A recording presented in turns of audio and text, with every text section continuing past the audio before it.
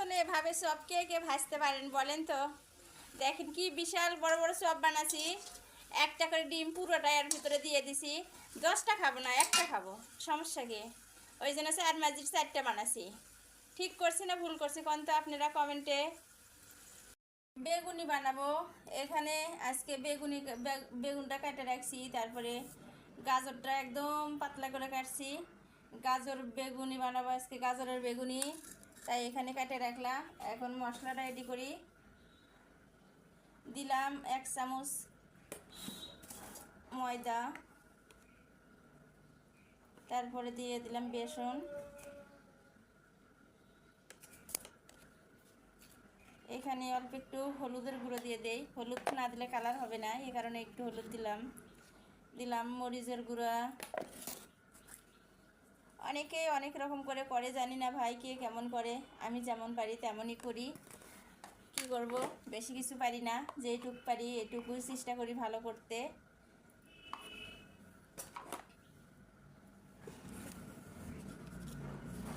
এখন পরিমাণ মতো একটু লবণ দিই। রোজা থেকে তো কিছু লবণ ঝাল দেখা যায় না যে কোনটা কেমন হলো। এটা একটু সামান্য পানি নিয়ে আগে গোলাটা ভালো করে ছানে নিতে হবে। ছানে নিয়ে কিছুক্ষণ 10-15 মিনিটের মতন মেখে রেখে দিব, তাহলে গোলাটা একটু ভালো হবে। যত ভালো করে গোলাবো তত ভালো লাগবে বেগুনের গায়ের সাথে। ভালো করে গোলান না হলে কিন্তু বেগুনের গায়ে লাগবে না। অনেকেই দেখা যায় বেগুনি বানায়, বেগুনের গা বের হয়ে থাকে। এটা কিন্তু গোলার উপরে বেসিস করে, যত গোলাটা সুন্দর হবে তত সুন্দর হয়ে লাগবে। দেখেন গোলাটা কেমন হচ্ছে, একদম নয় পাতলা নয় ঘন, মাঝামাঝি একটা গোলা বানানো লাগবে।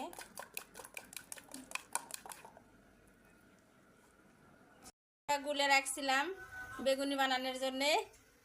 এখন এখানে এই যে গাজর কাটে রাখছিলাম, গাজরের বেগুনি বানাবো, এই জন্য দিয়ে দিলাম গাজরটা এর ভিতরে।